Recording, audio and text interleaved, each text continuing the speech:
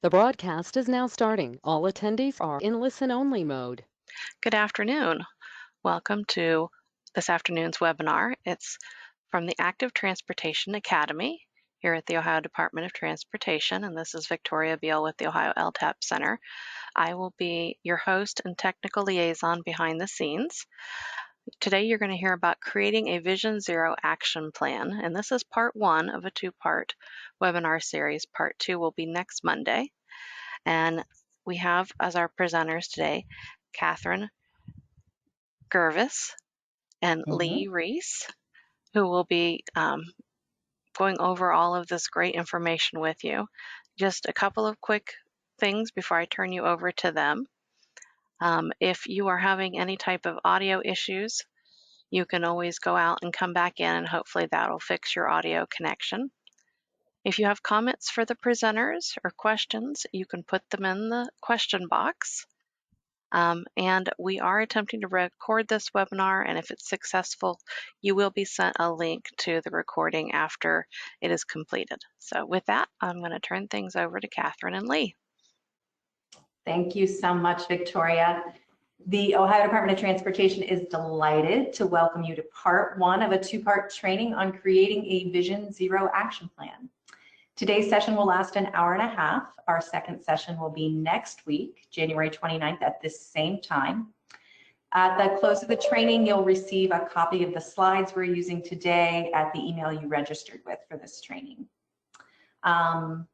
And you'll receive a set of slides at the end of next week's training from those slides also.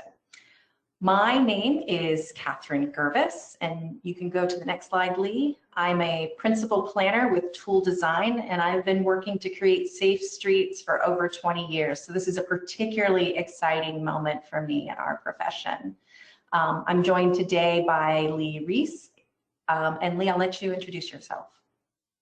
Absolutely. Thanks, Catherine. So my name is Lee Reese, and I'm a senior transportation planner here at Burton Planning Services, working on safety analysis and recommendations, active transportation planning, and roadway conceptual design. I'm a road safety professional one, so safety is also a real passion of mine, and I've worked on a number of Vision Zero action plans, and active transportation plans, and so I'm excited to be here with you today. So I want to frame this time we have together by talking about why we're here. Fatal and serious injury crashes have reached alarming rates, particularly for our most vulnerable travelers. In 2021, nearly 43,000 people died in traffic crashes in the United States. That's equivalent to a mid-sized airplane crashing every single day in 2021. In Ohio alone, 1,275 people died in traffic crashes in 2022. Sit with that for a moment. On average, every day in 2022, 3 to 4 people in this state lost their lives in the simple act of moving from one place to another. And one of the many awful things is that this has become normalized, expected even. But communities throughout the world and here in the United States have successfully reached zero traffic deaths by rethinking how traffic safety is addressed in their communities. Vision Zero is a goal to eliminate all traffic fatalities and severe injuries while increasing safe, healthy, equitable mobility for all.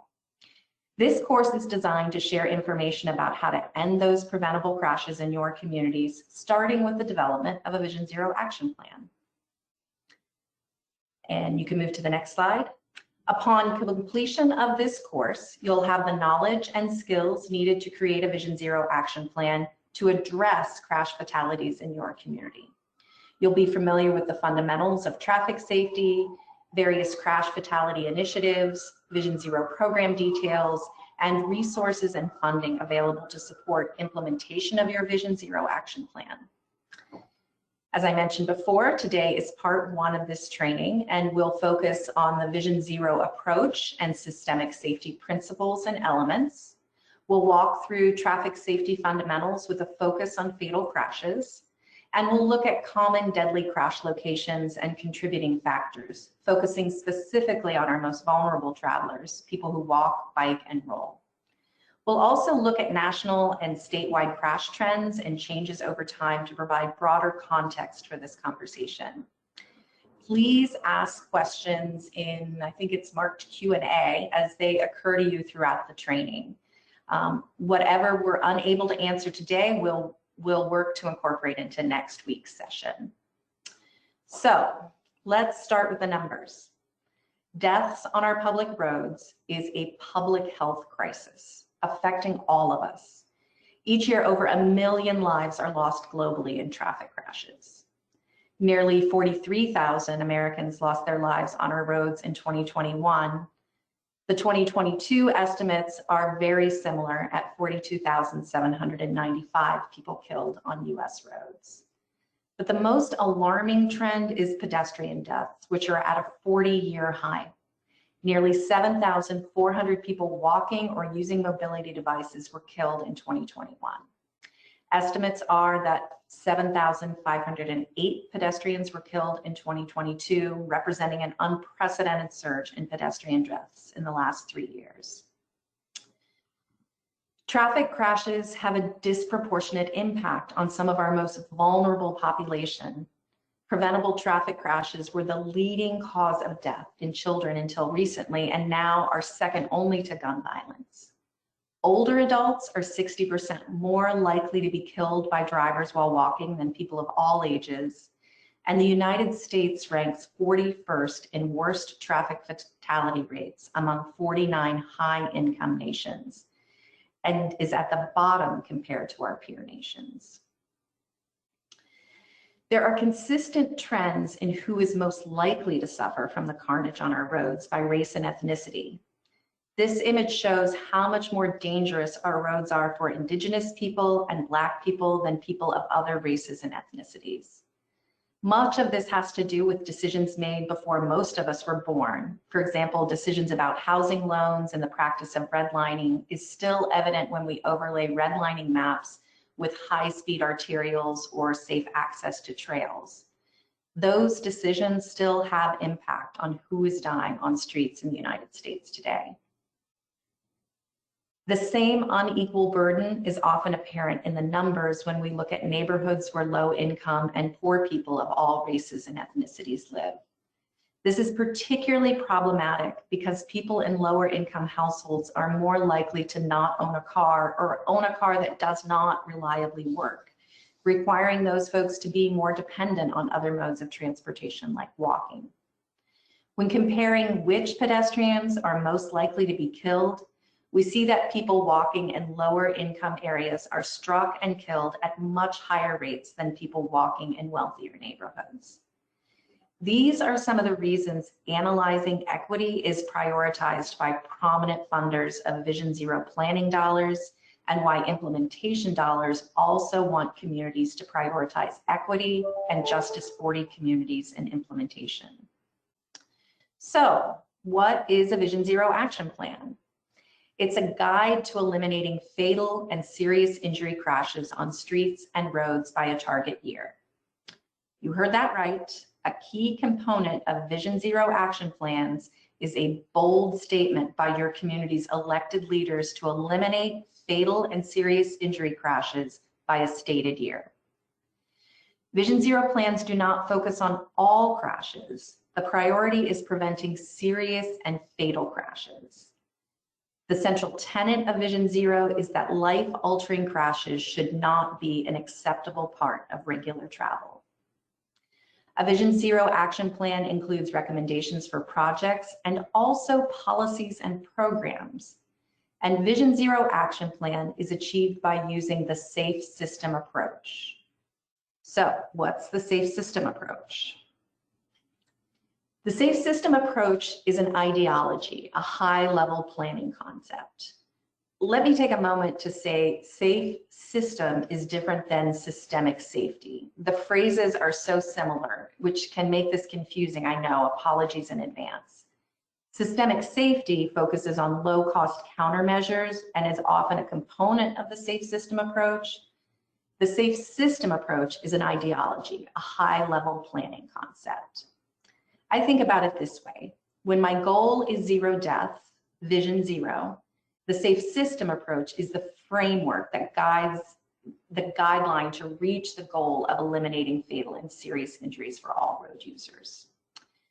The safe system approach is governed by a set of principles, and you can see 5 of those outlining this circle.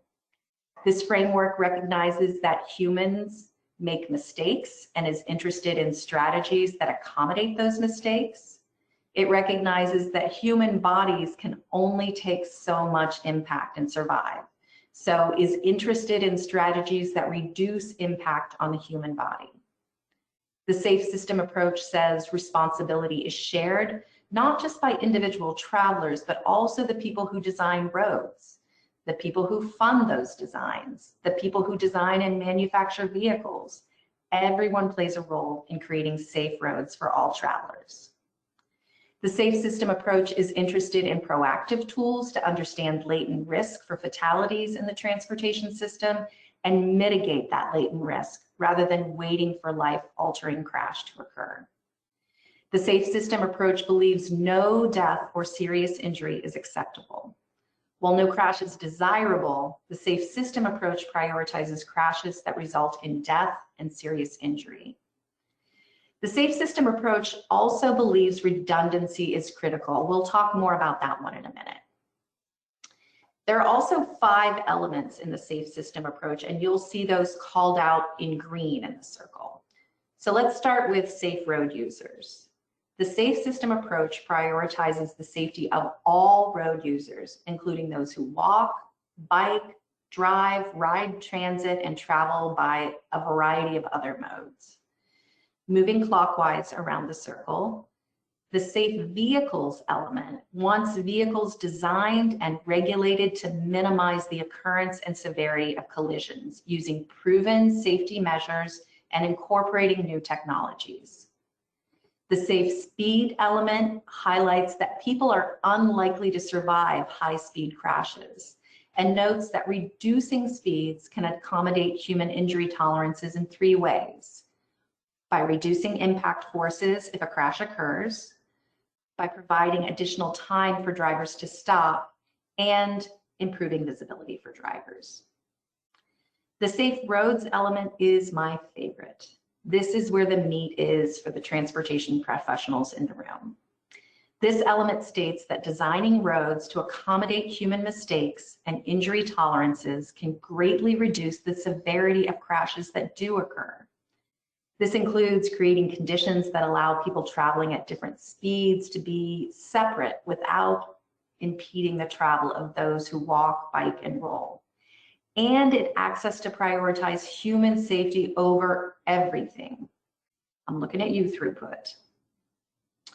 The final element is post-crash care. This element understands that immediate medical care might mean life or death for a person seriously injured in a crash. In some rural areas, access to immediate medical attention is a large factor in the survivability of a crash victim. This element also recognizes that a thorough investigation of a fatal crash location and the implementation of findings can mean life or death for other travelers in the future. Safe system is a paradigm shift from what most of us were taught.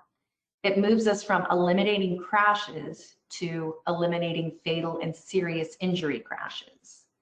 The safe system paradigm acknowledges that people make mistakes and that transportation professionals have a responsibility to reduce crash severity by being more aggressive in using roadway design and operational changes instead of relying on drivers and other travelers to change their behavior. The safe system approach also strives for a greater transportation balance that serves the needs of all road users, not just motorists. Here is an image of the safe system element through the lens of safe system principle that redundancy is critical. Reducing risk requires that all parts of the transportation system are strengthened, so that if one part fails, the other parts still protect people. Vision Zero is an iterative process. We want road users to responsibly follow the rules, but as system designers, we can take note of where folks fail to comply and take new steps in our design to make it harder to break those rules and easier to behave in ways that eliminate fatalities. As system designers, we're responsible for the level of safety in the entire system. So we are going to skip this slide and move into traffic safety with Lee. Lee, I'll turn it over to you now. Great. Thanks, Catherine. So following up on that big picture overview, I'm going to provide some more introduction to traffic safety. In part one here, we will discuss crash trends and traffic safety fundamentals. And so we're going to discuss key concepts related to our understanding of crashes, including how data is collected. We will outline known causes of crashes and connect those to solutions, focusing specifically on active transportation. And we will explore national and statewide crash trends and changes over time to provide some broader context for the conversation. So let's start with defining traffic-related crashes. The National Highway Traffic Safety Administration defines a traffic-related crash as an incident that involves one or more motor vehicles. At least one of these vehicles are in transport, and the crash also originates on a public trafficway, such as a road or a highway. It's important to differentiate between the terms crashes and accidents. When talking about traffic safety, it's better to use the term crashes rather than accidents. The term crash covers a range of causes, including negligence, and most fatal crashes are caused by intoxicated, speeding, distracted, or careless drivers, which is negligence, not an accident. Speed in particular, as you've heard a little bit already, is a strong contributor to crashes being severe or fatal. And so similar to what Catherine was talking about, it's worth noting that for the rest of this presentation, I'm going to be focusing on FSI, or fatal and severely injured crashes, which you may hear in other contexts as KSI, or killed and severely injured crashes. So after a crash, police officers will document information about the crash, and this data can be used to evaluate a range of potential causes. Crash reports used to be filled out by hand and then were manually entered into computer systems, which took a lot of time and data scrubbing to correct errors. Now, most areas have switched to using electronic crash reports that are automatically updated to ODPS with only minor recoding needed. And you can see an example of what a crash report might look like on the right here. Information includes the data about the crash, diagrams, and notes covering topics such as the year, month, day, and time, the severity, which has categories such as property damage only, minor injury, serious injury, or fatality. It also includes road condition, with categories such as if the road is dry or wet, if there's snow or ice, or sometimes the information may not be stated, and light condition, which can include categories such as daylight, dark without lighting, dark with lights, or dusk or dawn. Keep in mind that crash reports have data limitations because of factors like officers needing to make judgment calls. For fatal and severe crashes, especially those involving pedestrians and bicyclists, officers may not get a full picture of a crash if one party can't provide their version of events. And in some, there's also the case that officers may not fill out all the information, even with the digital systems, or that there may be some judgment calls that are made there. So That said, the reports do help us understand crashes. It helps us understand questions such as who or what was determined to be at fault, and also what are the potential contributing factors. When using the safe system approach, we also want to consider any system changes that could have prevented a death or a severe injury. Understanding that can help prevent a severe or fatal crash from happening again, and understand factors that may be systematically contributing to crashes. So using crash reporting and professional judgment, we can think about solutions to various crash causes. As an example, we have some examples here. So maybe there's the solution of speed cameras or road redesigns in an area to reduce speeding past the school. You could think about adding streetlights so that motorists can see pedestrians crossing the street in areas that are not well lit currently. You might think about repaving roads to address slippery conditions in areas that are seeing crashes where perhaps water or ice are contributing factors. You can also look at updating signage to warn drivers of upcoming intersections or curves if we are seeing a lot of crashes around a curve area.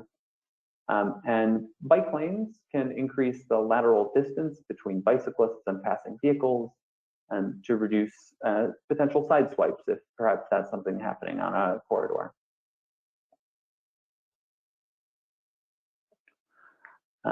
Now, similar to some of what you heard before, it's important to understand the relationship between vehicle speed, response time, and braking distance. So in short, the faster you are going, the longer it takes for you to react and stop. So, for example, in this graphic at the top, you can see that when you're driving at 20 miles per hour and you see a pedestrian or a bicycle ahead of you, it takes you 20 feet of travel distance to think and recognize that you need to brake. And then the braking distance to a full stop at 20 miles per hour is about 20 feet. The combination of that time and distance traveled to think about braking and fully come to a stop is a 40-foot distance from when you first see the pedestrian or the bicyclist. Similarly, if you are driving at 40 miles per hour in the middle here, and you see a pedestrian or bicycle ahead of you, the time it takes you to travel 40 feet is how long you spend thinking and recognizing that you need to brake. And then it takes 80 feet beyond that for your vehicle to come to a full stop, totaling 120 feet that you need to fully stop your vehicle upon noticing the pedestrian or the bicyclist. And those distances increase as your starting speed increases. And then while those distances are relative to all crashes, could involve reacting to another vehicle or a pedestrian or a bicyclist, speed is a really major concern for pedestrian and bicycle fatalities and severe injuries. As speed and volume increase, there's a greater degree of separation needed to maintain a safe and comfortable travel environment for everyone. Studies show that the likelihood of a vehicle and pedestrian crash resulting in an injury or death rises exponentially as speeds increase above 20 miles per hour. This graphic shows the general correlation between pedestrian injuries at various vehicle impact speeds. As you can see, the possibility of a pedestrian surviving a crash is about 9 in 10 when the vehicle is only traveling at 23 miles per hour. The possibility of survival is about 5 in 10 when the vehicle is traveling at 42 miles per hour. And it's only about 1 in 10 when the vehicle is traveling at around 58 miles per hour. This is why we are talking about pedestrian and bicycle crashes in this course, because of just the very high injury and fatality likelihood. So this leads us to a discussion of national and Ohio crash trends. In 2021, which is the most recent year for which there's federal data finalized, there were 42,939 fatal motor vehicle traffic crashes.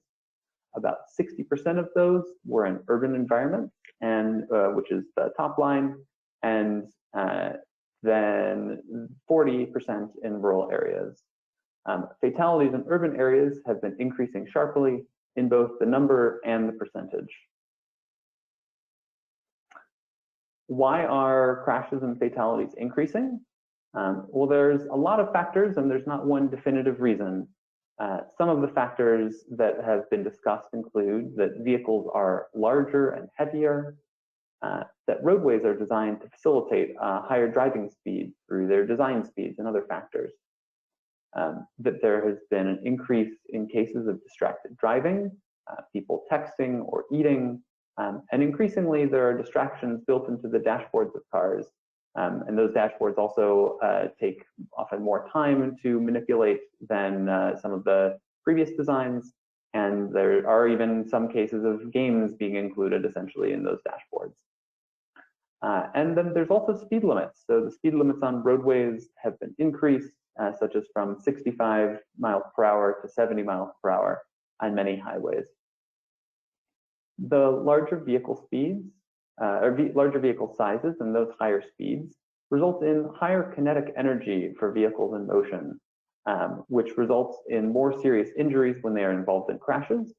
You may sometimes hear the term kinetic energy transfer to talk about that. In a crash, the transfer from one vehicle to the other.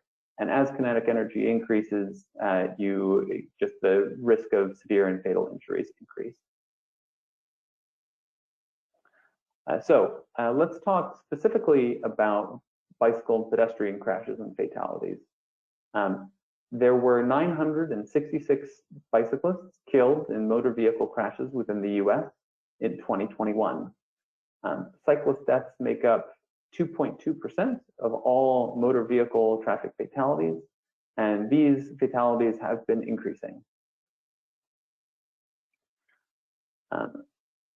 Pedestrians in 2021, there were 7,388 pedestrians killed in traffic crashes in the US, which is the highest number since 1981. Pedestrians totaled 17% of all traffic fatalities, and that means that on average, one pedestrian fatality occurred every 71 minutes. As I'll talk about shortly, this general trend matches what we're seeing in Ohio. So this is a major national issue with connections to our state.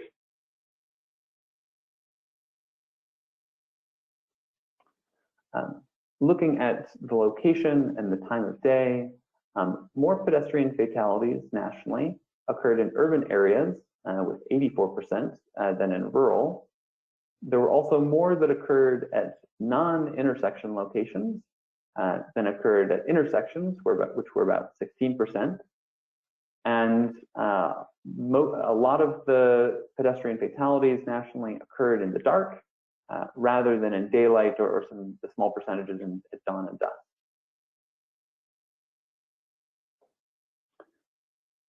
Drilling down to Ohio, our state's crash fatalities are consistently lower than the US average, but mirror national trends and have generally been increasing in the last few years. And Ohio is but even though we are lower than the US average, we're not the lowest by population and generally fall more in the middle.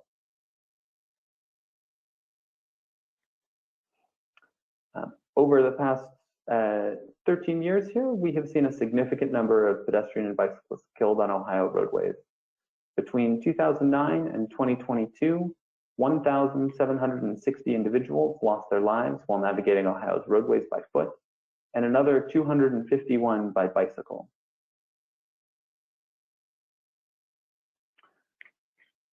You can see the impact of speed, as I've been talking about, in terms of the functional classification of roadways on which pedestrian and bicyclist severe and fatal crashes occur. One of the most striking pieces of data is how dangerous arterial roadways are to these road users. So pedestrian and bicyclist fatal and severe injury crashes were most likely to occur on arterials, with over 50% of all those crashes, and those are the really high speed, high volume roads, followed by collector roads and local roads, and finally freeways with a small percentage. When we compare the percentage of crashes to the percentage of centerline miles, we see how much arterials are overrepresented. So the green bars here are showing the percentage of fatal and severe pedestrian and bicycle crashes, and the orange is the percent of the total statewide road miles. Arterials alone, which is the other principal arterials and the minor arterials, account for 52% of the state's severe crashes, yet they only make up 8% of our total roadway network. What you're seeing there is significant risk, and that given where and how arterials have been constructed and designed, they pose likely the largest danger to pedestrian and bicyclist safety within the state.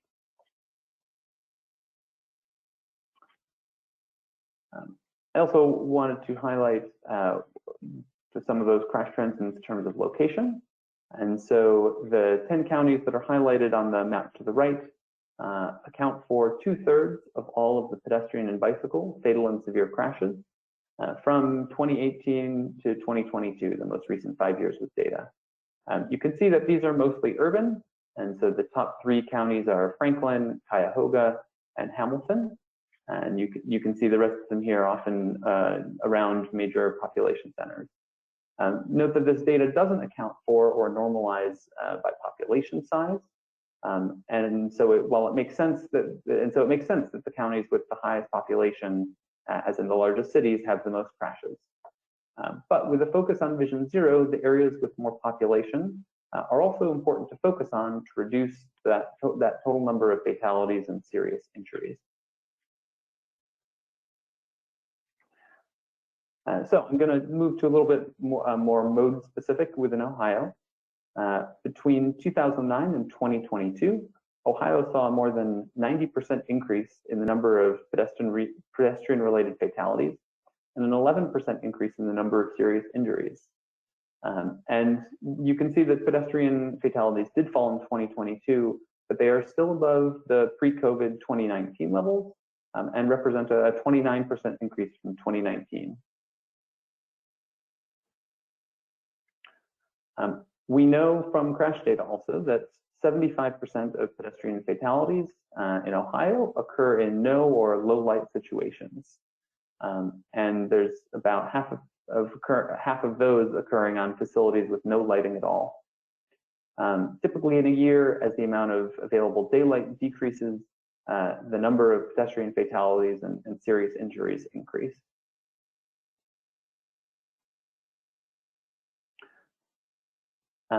When we talk about fatal pedestrian crashes, understand that these severe crashes impact all age segments of our population, from our most vulnerable little ones to our elders. And the age group of 46 to 64 years old is the largest group that's killed while walking.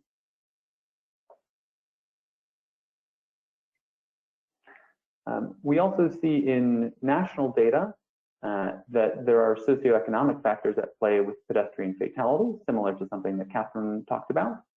And these fatal crashes tend to occur in low-income areas, and in some cases are disproportionately impacting the homeless.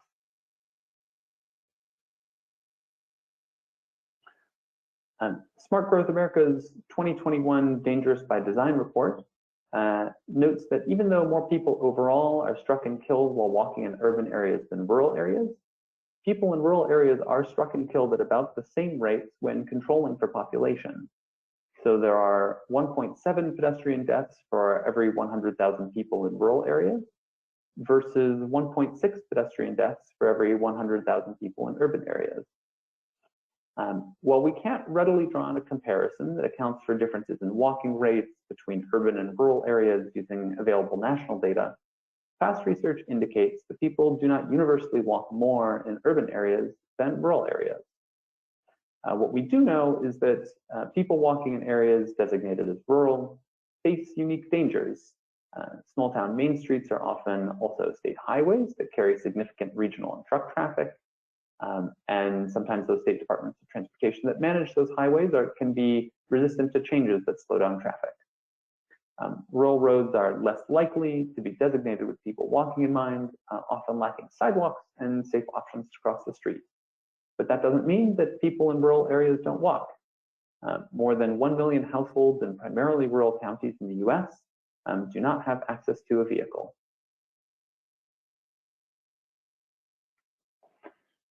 And I mentioned roads that are missing infrastructure on the previous slide. And in Ohio, we see the presence or absence of pedestrian facilities is connected to different crash severities. A fatal pedestrian crash occurred most often when the location did not have marked or separate infrastructure like a marked crossing or crosswalk. And you can see that here as the green bar. And in this case, those full facilities at the bottom represents if both sides of a road or all corners of an intersection had a dedicated facility like a sidewalk or a shared use path. Partial, if only one side of the road or some corners of an intersection had a dedicated facility, and none if no dedicated facilities were present. So this brings us to the top 4 fatal pedestrian crash types between 2018 and 2022. These 4 crash typologies accounted for over 70% of all fatal pedestrian crashes within Ohio over this 5-year period. I'm going to walk through each of these crash types, describe what's occurring in each, and help break down some of the common risk factors at play. The most common fatal pedestrian crash type was mid-block crossings, in which a pedestrian crossed the roadway and was struck by a vehicle. This can often indicate that there are locations where existing crossings don't match where people are looking to cross, or perhaps they're spaced particularly far apart. The second most common fatal pedestrian crash type was motorists traveling through an intersection. In this type of crash, a vehicle traveling straight ahead struck a pedestrian at a signalized or an unsignalized intersection. Typically, these crashes occur at unsignalized, stop-controlled intersections and intersections without marked crosswalks. Walking along the roadway was the third most common fatal pedestrian crash type.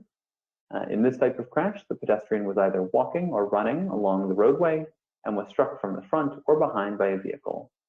These crashes very often indicate a missing sidewalk or perhaps a sidewalk that is difficult to use. And examining pedestrian facilities in these conditions can provide clues to appropriate safety countermeasures. The fourth most common fatal pedestrian crash type was when a left-turning vehicle struck a pedestrian at either a signalized or unsignalized intersection. Typically, these crashes occur at signalized intersections and intersections with crosswalks. Thinking about what a motorist sees or doesn't see in these conditions can help in understanding how to solve this problem through design. So next, I'm going to talk about bicycle crashes. As I mentioned earlier, 199 individuals lost their lives navigating Ohio's transportation system by bicycle over the last 12 years.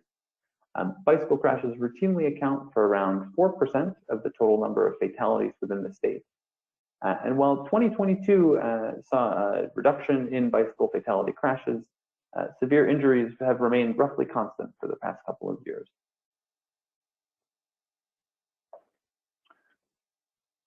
The breakdown of fatalities by age cohort mirrors pedestrian fatalities. Individuals, again, with the 46 to 64 age range make up the highest portion of fatalities. One major difference, or noteworthy certainly, is that the 5 to 14 age group, some young bicycle users make up around 9% of bicycle fatality.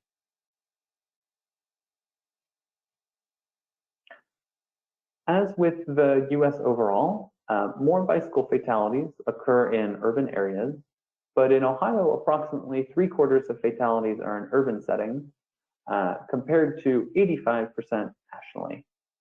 So we see some additional fatalities occurring in rural settings for bicyclists in Ohio. All right, and then similar to what I was showing earlier for pedestrians, the top 4 fatal bicycle crash types between 2018 and 2022 are noted here. These 4 crash types accounted for over 60% of all fatal bicycle crashes within Ohio over this 5-year period. I'm going to walk through each of these crash types and describe what's occurring and help break down some of the common risk factors at play. The most common fatal bicyclist crash type was riding out at an intersection in which a bicyclist failed to yield at a signalized or uncontrolled intersection and was struck by a vehicle. Many of these occur on faster roads, where bicyclists may have difficulty starting fast enough to avoid conflicting traffic. Failing to detect was the second most common fatal bicyclist crash type. In this type of crash, the bicyclist was traveling along the roadway and was struck from behind by an overtaking driver. This crash type is a prime example where not providing enough separation between bicyclists and vehicles, as the safe system approach suggests, is a risk factor.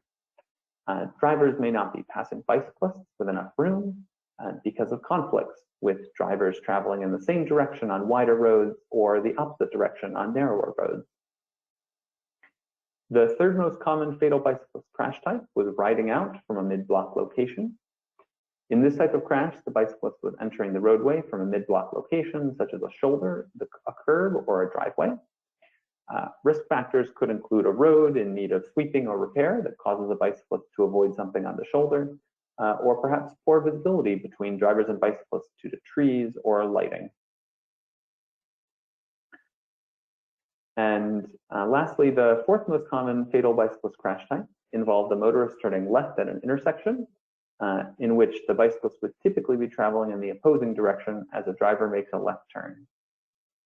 Permissive left turns at signalized intersections or left turns at unsignalized intersections can cause drivers to miss seeing bicyclists as they focus on a gap in other motor vehicle traffic. So we have a little activity next, but actually I'm going to pause here for a minute and ask Catherine or Victoria if we have any questions that we would like to answer at this time. There've only been 2 questions, but and I've responded to both of those, but other folks may have them. Someone asked if they would be able to use these slides in a presentation they're doing. Absolutely. These slides are open for you to use. And another person asked if the presentation would be available afterwards. Yep, we will send you a PDF of this presentation following the session with any hot links live in the presentation so that you can click through to those. And Victoria is with LTAP is also recording this presentation. And if that recording is successful, it will be sent to the folks who are registered. All right, thank you. So I'm going to wrap up here with a little activity. So the question is, and there's no survey or anything, you just get to think about this at your desk, is which of these 3 options is the least safe system response to a fatal pedestrian crash at an arterial intersection at night? And so the 3 options are evaluating lighting levels at the intersection and at similar intersections, designing pedestrian bulb outs at each corner of the intersection, and sending a public notice asking pedestrians to wear reflective clothing at night. So I will give you all a couple seconds here to think through your response.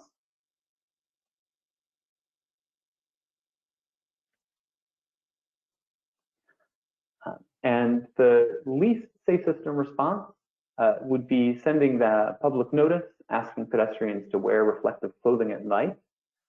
Rather than asking each pedestrian to take responsibility for their safety, we should acknowledge that people make mistakes and look for ways that, that designers can reduce crashes and crash severity while serving all road users. So with that, I will hand things back off to Catherine. Fantastic. There's been another question about how to get the slides. We'll be sending a PDF of these slides to you following the between now and next week. Okay, so let's take a moment to look at, well, and before I say that, please continue to put questions as they come up in the Q&A, and so that we can get to all of those.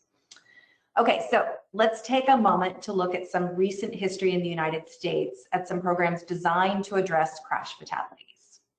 Towards Zero Deaths, Road to Zero, and Vision Zero. So we're going to walk through each of those, and then we'll look at some Ohio Department of Transportation traffic safety programs.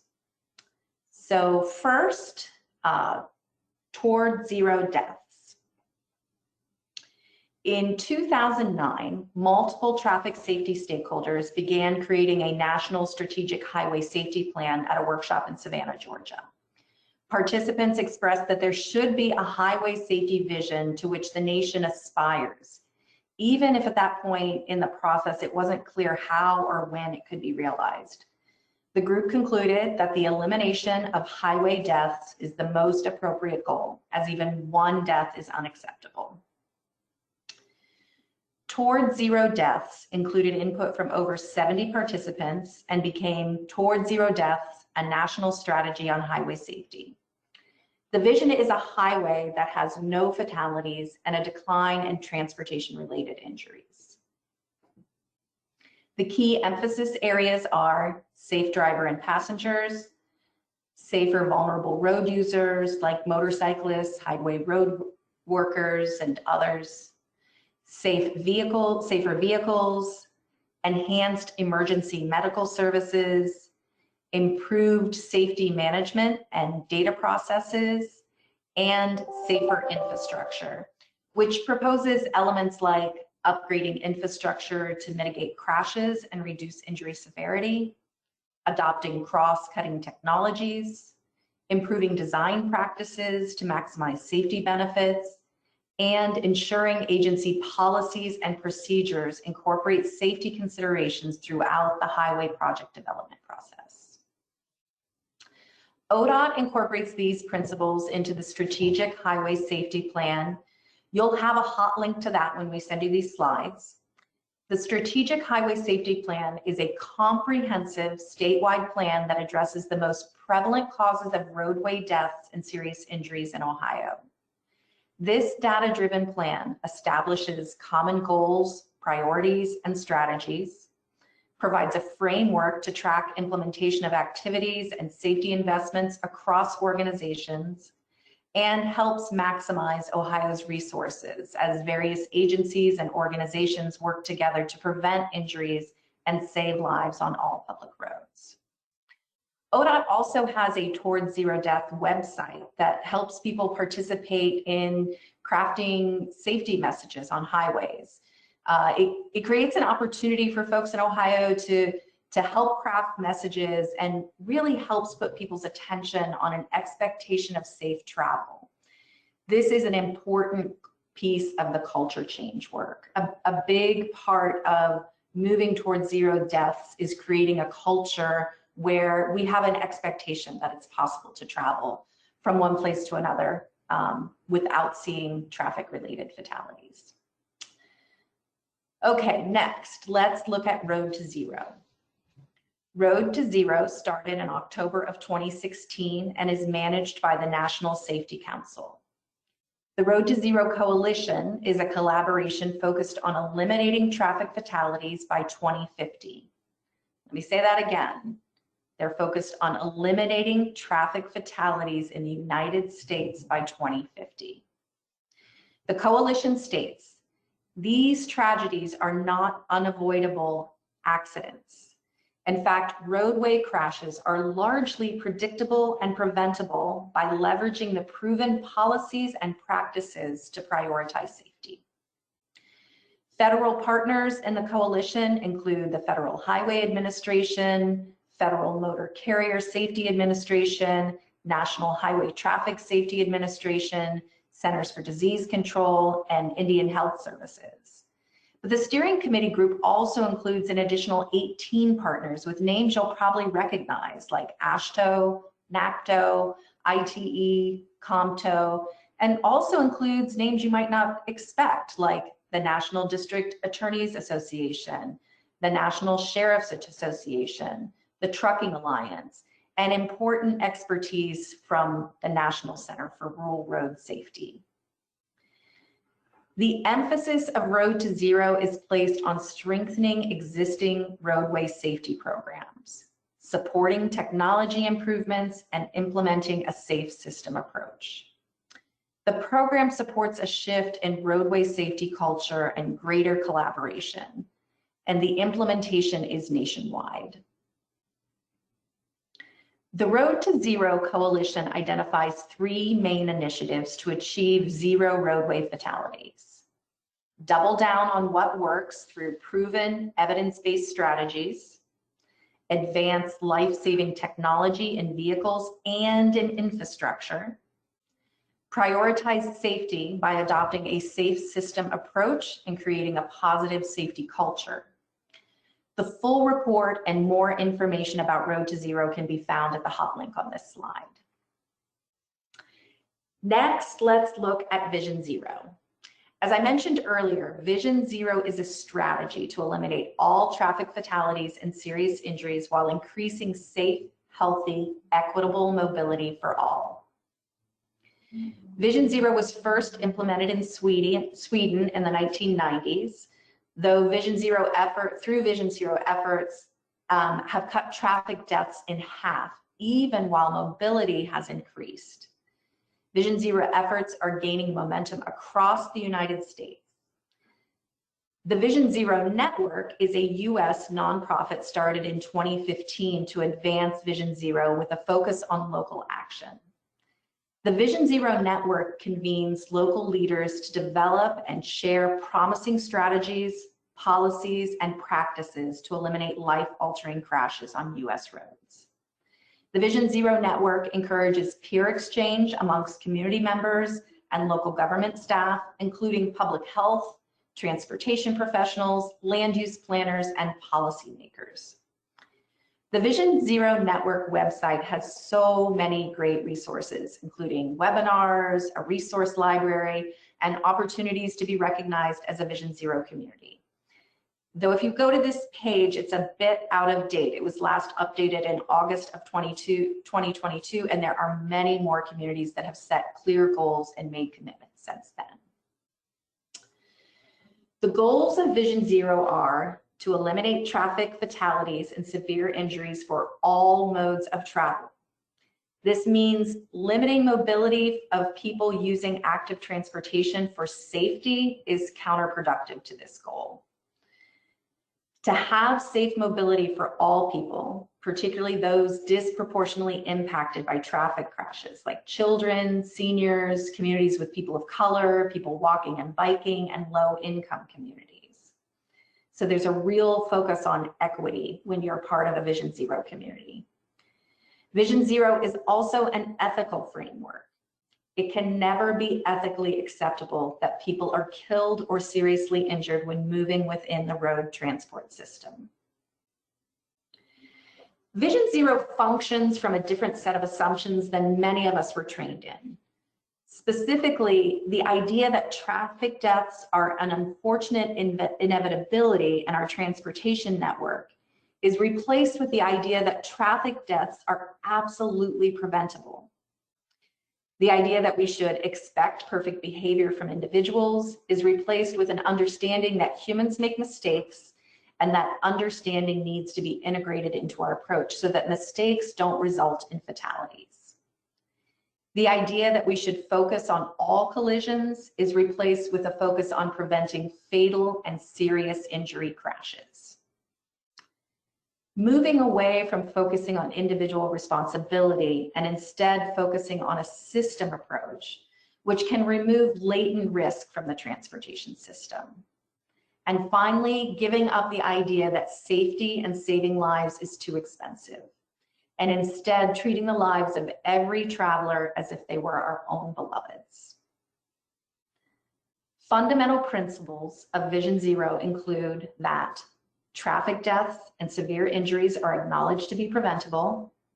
Human life and health are prioritized within all aspects of transportation systems.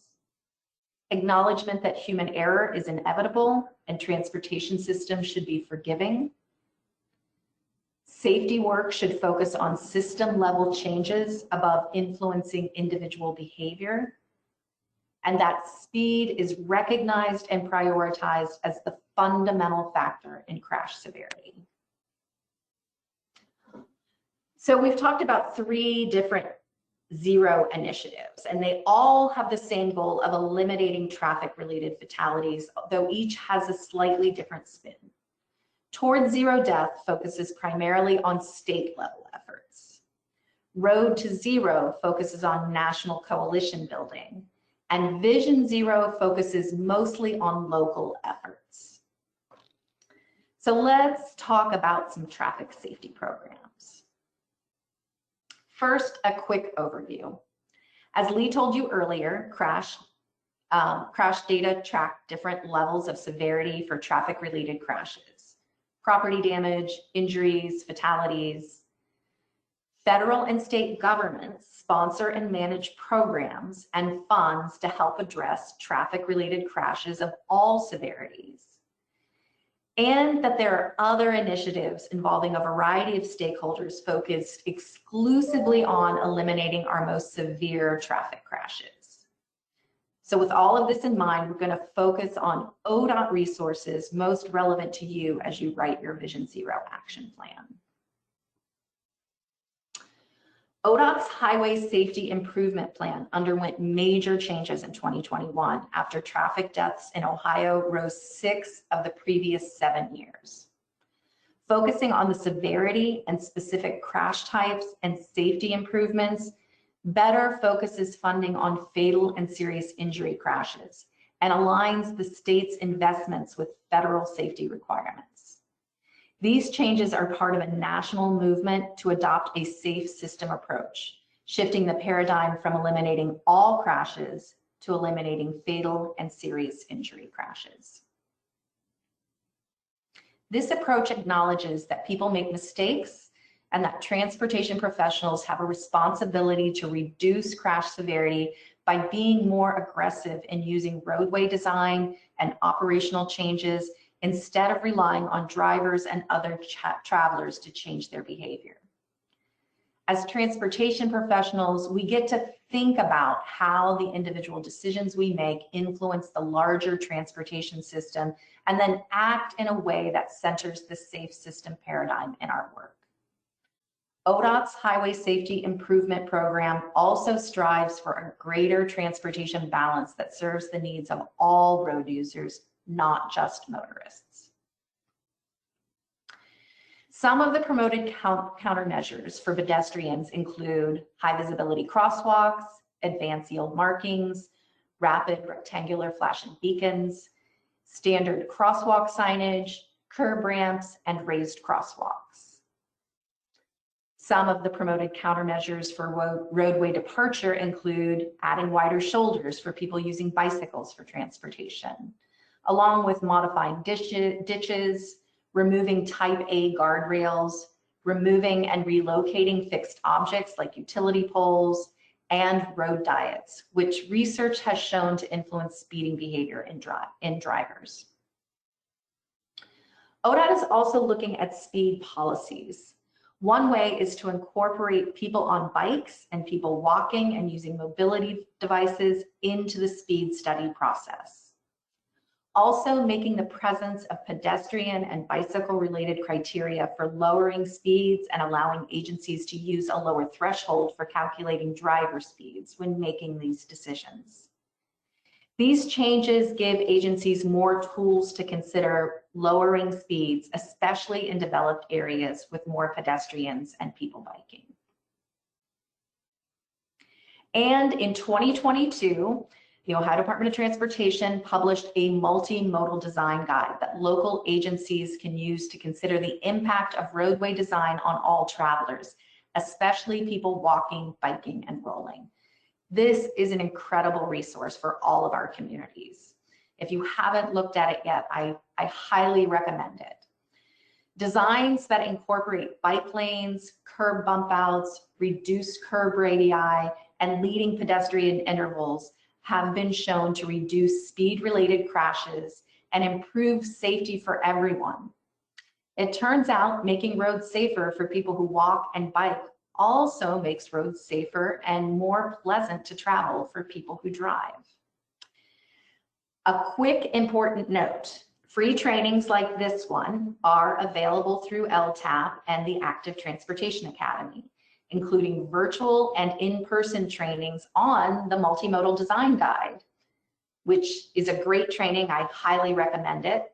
There are also trainings on safe routes to school, traffic calming, and professional development bike rides, which are a great way to give decision makers in a single jurisdiction a shared experience by exploring their jurisdiction by bike with trained professionals, so that they can really understand how safety is working in their current transportation system. So before we go to the next slide, let me see if there are any new questions. Nope, no new questions. So let's wrap up. You now have important knowledge, and you can go to the next slide. There we go. Foundational knowledge about why there is so much focus at ODOT and nationally on fatalities and serious injuries for people traveling. Next week, we'll get into more details about writing a Vision Zero action plan.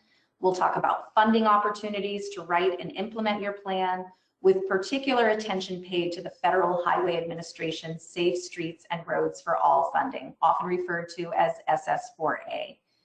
And if we had a chat, I think we'll have one next week. I would be curious how many of you are here because you're interested in learning more about Safe Streets and Roads for All, that SS4A funding. We'll even share a case study next week. So be sure to join us next Monday at the same time and place. But before we leave you today, we do have time to get some more questions answered. If anyone has any other questions, feel free to put those in the chat. Please, yes, go ahead and drop them in the question box.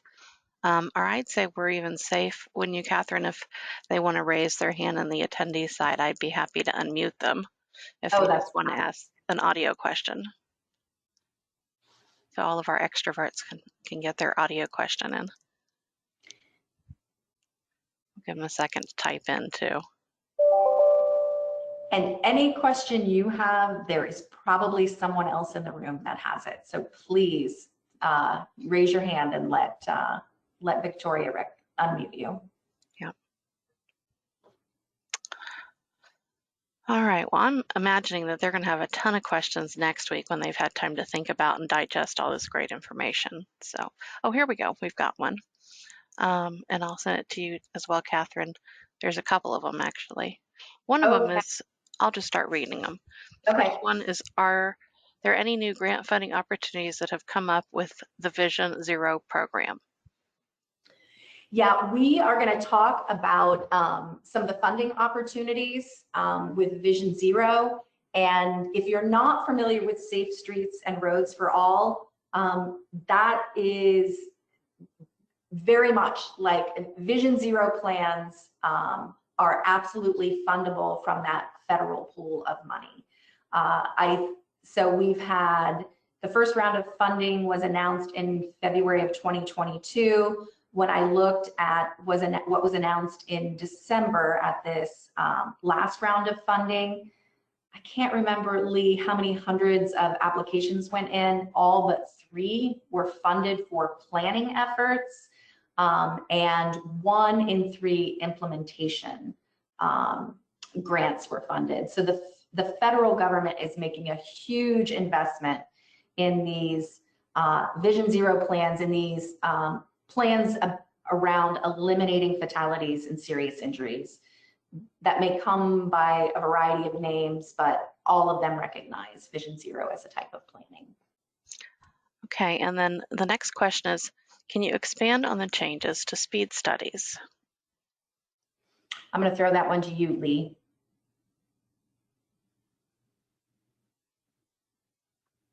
I'll admit I am not familiar enough to provide more detail on those at this moment.